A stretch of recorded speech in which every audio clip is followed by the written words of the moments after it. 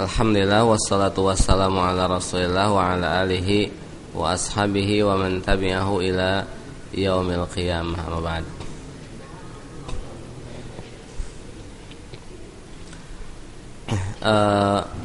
Sekarang materi tanya jawab cukup sampai jam 5. Jadi kalau ada yang lebih ya nanti saja kan. Tapi sebelum dibuka perlu saya ingatkan bahwa ilmu itu seperti air. Ilmu itu seperti air. Air itu akan jatuh. Air akan jatuh ke tempat yang lebih rendah. Air nggak ada yang ngalir ke tempat yang lebih tinggi. Maksudnya ilmu itu akan masuk ke dalam hati orang yang merendahkan diri, tidak akan masuk ke dalam jiwa-jiwa yang angkuh. Oleh sebab itu perlu kita merendahkan diri supaya ilmu Allah Subhanahu wa taala masuk ke dalam diri kita. Itu maksudnya. Jadi sebagaimana hidayah tidak akan masuk ke dalam jiwa yang angkuh, dia hanya masuk ke dalam jiwa yang merendahkan diri di hadapan Allah Subhanahu wa taala. Makanya kenapa Abu Jahal enggak dapat hidayah? Karena apa? Karena yastakbirun, menyombongkan diri, menganggap Muhammad ini anak kemarin sore, kan gitu. Iya. Mudah-mudahan kalau tidak ada pertanyaan berarti kan insyaallah paham kan itu. Kalau ada pertanyaan, kalau yang yang akan saya bahas saya tangguhkan. Kalau yang perlu disampaikan nanti saya jawab gitu. Iya. Iya. Assalamualaikum.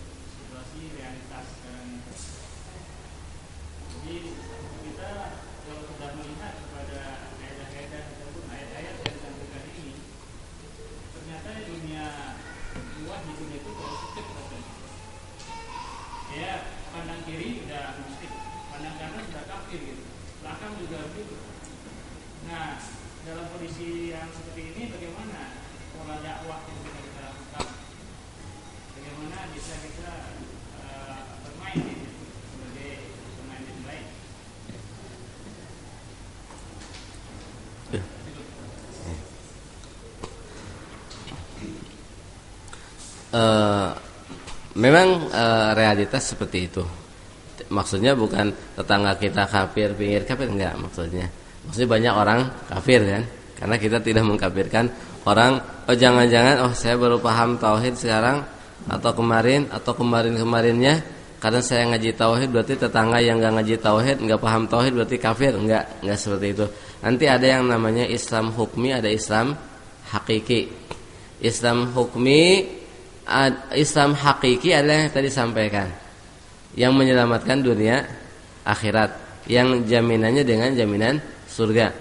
Kalau Islam hukmi, Islam hukum dunia, dalam arti orang yang menampakkan keislaman di hadapan kita tidak mengetahui pada dirinya ada hal-hal yang membatalkan keislaman, kita hukumi secara zahir dia muslim, batinnya kita serahkan kepada Allah. Contohnya tetangga kita dia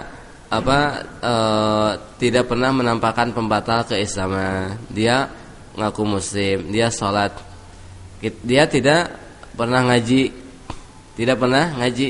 tapi tidak menampakkan pembatal keislaman. Kita hukumi dia sebagai orang muslim. Batinnya, hakikat sebenarnya itu diserahkan kepada Allah Subhanahu wa taala. Itu namanya Islam hukmi, Islam hakiki. Konteks dakwah yang dituntut adalah menyampaikan Islam hakiki, Islam yang menyelamatkanlah dunia akhirat. Konteks perealisasian pada diri kita juga Islam hakiki yang menyelamatkan kita dari api neraka. Tapi ketika menghukumi orang pakai kaidah Islam hukmi, yaitu kaidahnya orang yang menampakkan keislaman tidak menampakkan pembatal keislaman, atau kita tidak mengetahui pada dirinya ada hal yang membatalkan keislaman, kita hukumi sebagai orang muslim. Tentunya kita juga mendakwahinya supaya apa? Benar-benar paham Islam yang sebenarnya. Kalau masalah dakwah, segala cara yang mubah boleh digunakan untuk sarana dakwah yang mubah. Kalau cara-cara yang haram tidak boleh, karena dakwah adalah ibadah, tujuannya baik ilallah. Caranya juga harus baik, halal atau dianjurkan.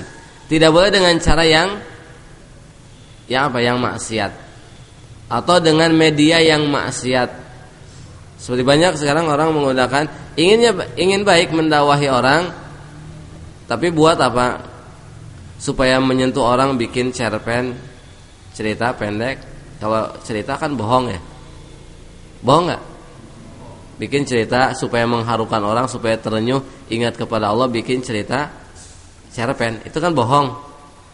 Tujuannya baik, ingin menyadarkan orang, itu nggak boleh. Karena dalam Islam tujuan tidak melegalkan segala macam cara. Tujuan yang baik harus ditempuh dengan cara yang baik. Berbohong dalam apapun walaupun tujuannya baik tidak boleh, kecuali dalam hal-hal yang dikecualikan. Tadi ingin menyentuh orang dengan bikin cerita bohong. Banyak kan di majalah-majalah ada cerpen, orang baca terenyuh.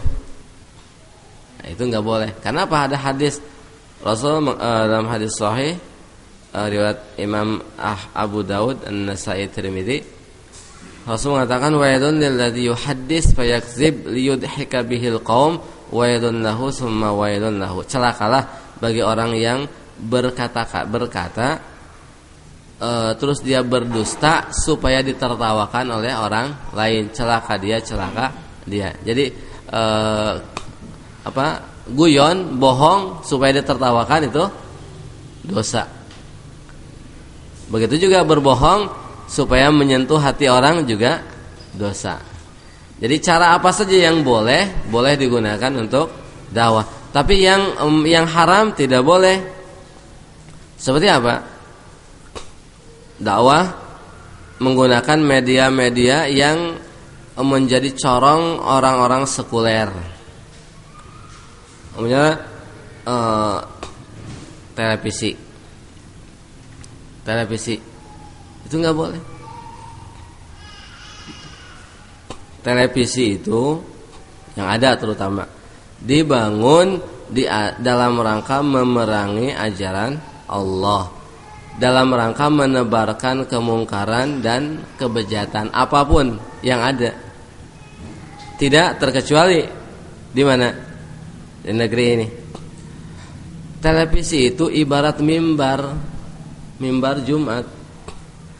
Jam sekian artis goyang-goyang di atas mimbar tersebut. Jam sekian Pak Ustadz menyampaikan ceramah. Besoknya apa? Orang pendeta Nasrani yang tampil di atas mimbar. Seharusnya kalau emang jujur mau dakwah kan, sebelum mengingkari yang jauh di sana, di pelosok, maksudnya kan soalnya ke pelosok, kenapa enggak mengingkari yang ada di pinggirnya? Yang di pinggir kan acara sudah terpelot. Itu itu namanya apa? Sebagaimana tidak boleh sholat di masjid diror, padahal sholat adalah ibadah, tapi masjidnya adalah sebagai sarang kerusakan. Allah melarang sholat di masjid dirar, la taqum fihi abadan, jangan kamu sholat di dalamnya selama-lamanya. Apa gerangan dengan tempat atau media yang memang dalam rangka dibangun, dibentuk dalam rangka merusak umat, menyebarkan kerusakan, lebih tidak boleh lagi ibadah dakwah lewat media tersebut. Seperti masjid dirar, banyak masjid dirar. Mungkin itu bahasan agak tinggi, jadi nggak kembali ke sini. Jadi maksudnya dakwah gunakan apa saja yang mubah, yang boleh, tapi yang kalau yang dilarang tidak boleh. Orang kan banyak ingin dakwah tauhid, tapi lewat kesempatan saya nggak diberikan kesempatan, nggak ada kesempatan bicara di hadapan umat kecuali acara maulidan. Saya bisa ceramah. Oh ini kan baik saya nyampaikan dakwah tauhid, tapi di acara maulidan. Boleh tidak? Acara maulidan bid'ah, dakwah tauhid hak. Yang hak ini tidak boleh melegalkan yang mungkar. Itu namanya apa? Mengkaburkan al-haq dengan al-batil. Sedangkan Allah mengatakan wala talbisul haqqa bil batil wa taktumul haqqa wa antum ta'lamun. Jangan kamu mengkaburkan, mencampur aduk yang hak dengan yang batil, dan kamu menyembunyikan kebenaran sedangkan kamu mengetahui. Jadi intinya cara dakwah itu adalah mengikuti cara dakwah Rasulullah.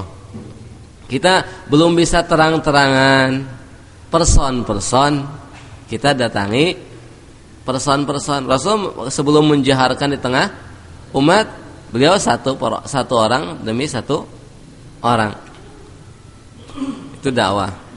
Kalau sudah mampu menyuarakan, suarakan. Jadi dan tidak boleh apa? Tidak boleh serampangan, dalam arti serampangan mentang-mentang sudah paham bahwa menampakkan din ini kewajiban. Ini menampakkan menyuarakan di hadapan umat, menjelaskan tentang kebejatan kemusyrikan, hukum. Dia belum siap dengan konsekuensinya menyuarakan. Kemudian akhirnya terjadi apa yang terjadi, akhirnya mundur ke belakang. Nah, itu nggak boleh. Jadi kalau belum mampu dengan konsekuensi, lebih baik urus diri sendiri dan keluarga atau orang dekat. Benahi sambil apa? Terus meningkat itu. Seperti itu. Jadi caranya gimana? Ya sekarang kita punya istri kita berikan pemahaman. Istri kita yang akan mendidik nanti anak kita. Siapa tahu istri lebih pandai berbicara kepada orang lain daripada diri kita. Siapa tahu kita menyampaikan ilmu, ternyata orang yang menerima ilmu lebih mahir untuk mengajak umat daripada diri kita. Atau orang yang kita dakwahi tersebut orang yang punya pengaruh, didengar ucapannya oleh masyarakatnya. Berarti itu juga peluang. Jadi kita jangan ingin dakwahnya kalau banyak orang, banyak jamaahnya mau, tapi kalau cuma satu orang dua orang tidak mau. Nah, itu salah. Karena apa? Rasul mengatakan la ayyahdiyallahu bika rajulan wahidan khairun laka min humurin na'ami. Sungguh Allah memberikan hidayah kepada seseorang lantaran dakwah kamu, itu lebih baik bagi kamu daripada unta yang merah. Zaman dahulu barang paling berharga itu unta yang merah. Iya. Bapak yang di belakang. Assalamualaikum.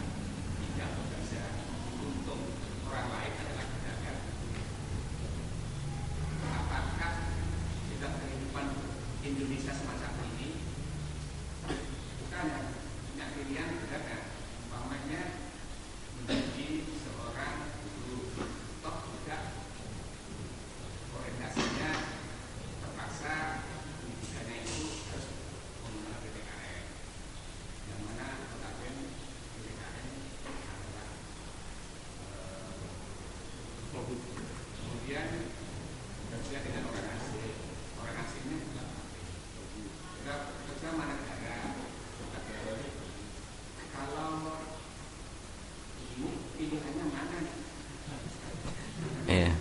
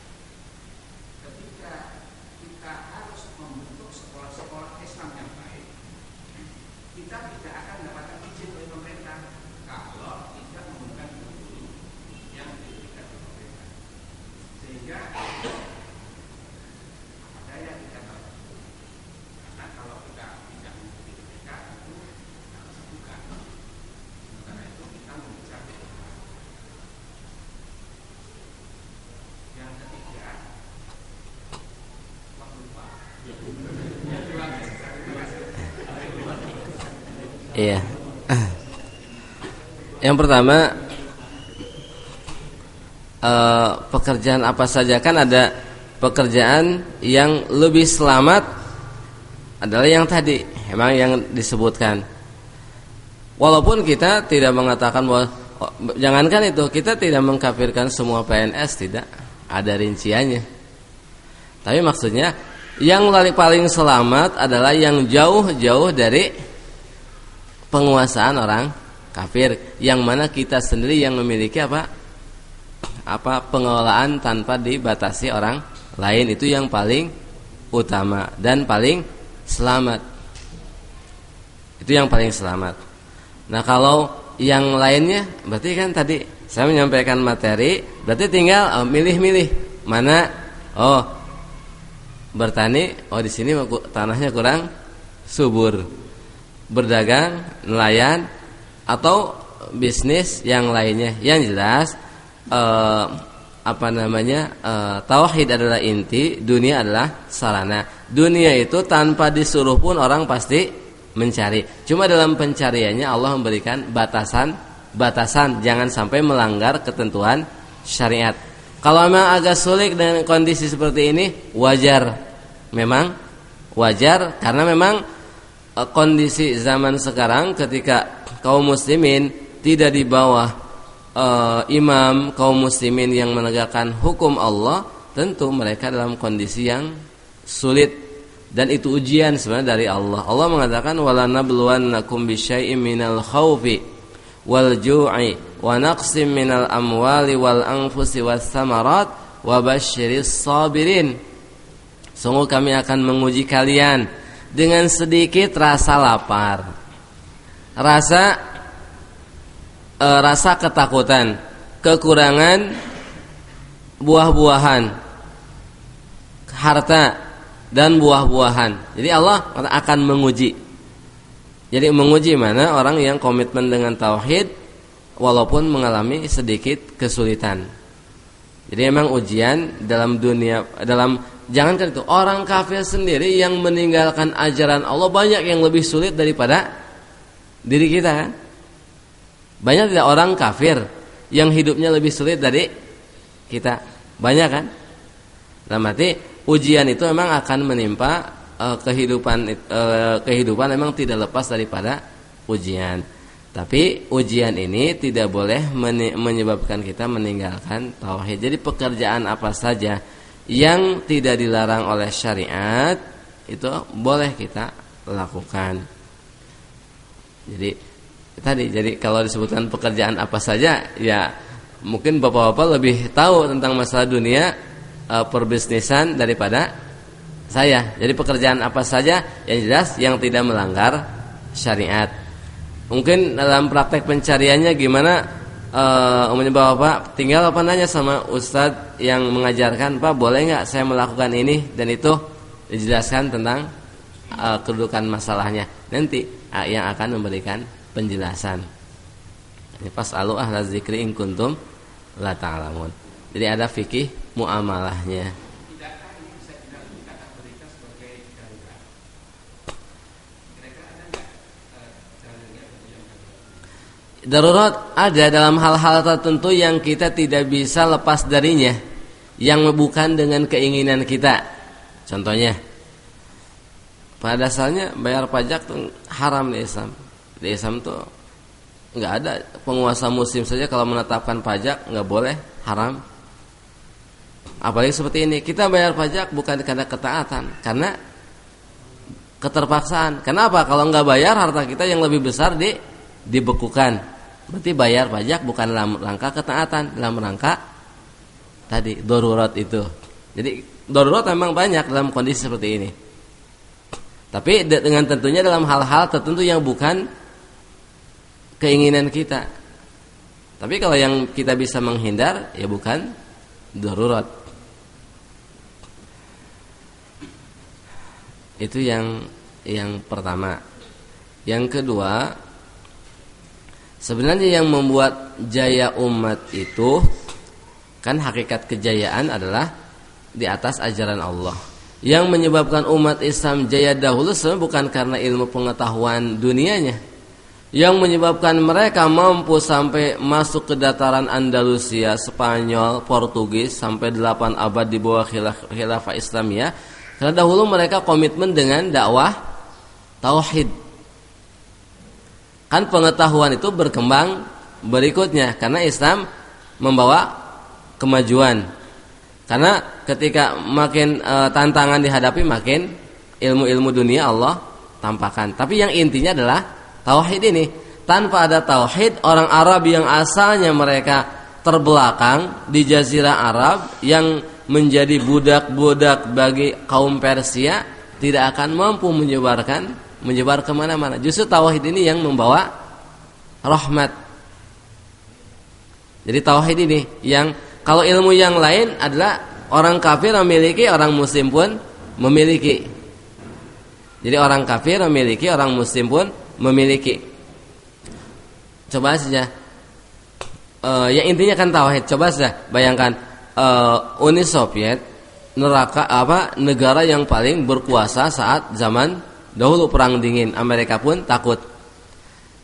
Tapi di hadapan orang-orang yang hanya berpakaian sederhana, bersenjatakan seadanya, ketika gelora tauhid membara, mereka menerjang beruang merah sampai jatuh tersungkur. Apa yang menyebabkan? Tauhid. Senjata mereka akhirnya dikuasai. Kan asalnya dari tauhid ini. Karena senjata itu tidak akan berpengaruh apapun kalau yang memegangnya orang-orang para perusak. Justru tauhid ini, tauhid yang menyebabkan orang berpikir untuk maju. Karena ketika dihadapan dengan tantangan. Jadi intinya tauhid dulu. Kalau kemajuan duniawi, orang kafir pun mereka mengulik gitu kan, mencarinya. Kalau tidak bisa berkarya dalam Islam demi kejayaan Islam, kaum muslimin tidak punya pabrik senjata. Ketika perang Afghanistan, dari mana senjatanya? Dari rampasan perang. Tidak punya tank baja, dari rampasan perang. Amerika datang ke Irak, kaum muslimin tertindas, kemudian tauhid muncul, hidayah. Akhirnya sekarang Amerika yang kewalahan. Jadi tauhid dulu. Akhirnya semua itu kan menimbulkan orang berkarya untuk kejayaan Islam. Karena dunia ini boleh dicari untuk kepentingan Islam atau hal-hal yang menunjang. Tapi kalau untuk sekedar rofahiyah yang sifatnya pamer, itu tidak mendatangkan berkah. Justru semakin orang hidupnya badawah itu adalah secara kemajuan duniawi terbelakang, semangat atau keberanian semakin tinggi. Semakin orang hidup mewah, sifat pengecut makin tinggi. Kenapa? Cenderung kepada dunia. Makanya kejayaan yang diberikan, jihad-jihad yang muncul di tengah ketika umat dalam kondisi sulit kembali kepada keadaan yang darurat itu.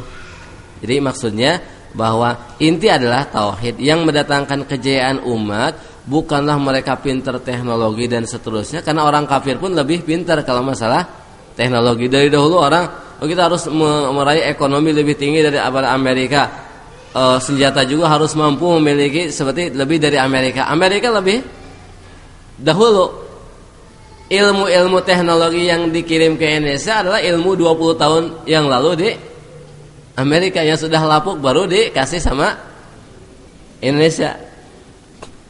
Makanya ada istilah di kalangan mujahidin Afghanistan, masalah persenjataan teknologi tidak bisa membuat, ya merampas. Kan ada ghanimah dalam Islam, dalam peperangan.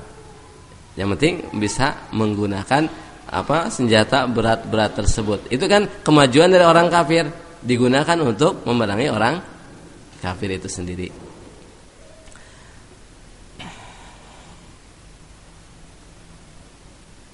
Jadi seperti itu, Pak. Jadi intinya memang tauhid ini yang menyebabkan keterbelakangan umat, bukan karena mereka tidak maju ekonominya, tidak maju teknologinya, tapi keterbelakangan al-Islamnya. Afghanistan itu negara paling miskin. Negara paling miskin. Masyarakatnya ketika perang Perang Uni Soviet mereka hijrah ke mana? Tapi kenapa Uni Soviet sampai hancur? Sekarang Amerika kelabakan. Tadi karena tauhid. Pertolongan Allah datang karena tauhid. Dalam peperangan kaum muslimin dahulu tidak pernah jumlah kaum muslimin itu lebih banyak daripada orang kafir. Pernah sekali ketika perang Hunain kaum muslimin jumlahnya lebih banyak, justru kalah. Karena muncul rasa angkuh dari sebagian, merasa bahwa kemenangan daripada banyaknya pasukan, lengkapnya persenjataan. Lupa kepada Allah pemilik kemenangan. Tapi kemenangan itu adalah di tangan Allah. Allah meletakkannya di tangan orang yang Allah kehendaki, tentunya setelah mengambil sebab-sebab yang Allah perintahkan. Sebab kehinaan kita ada dalam hadis Rasulullah SAW. Rasul mengatakan, "Idza tabaya'tum bil inati wa raditum biz zar'i wattaba'tum aznabal baqari wa taraktumul jihada fi sabilillah sallallahu alaikum dzullan la yanzi'uhu hatta tarji'u ila dinikum."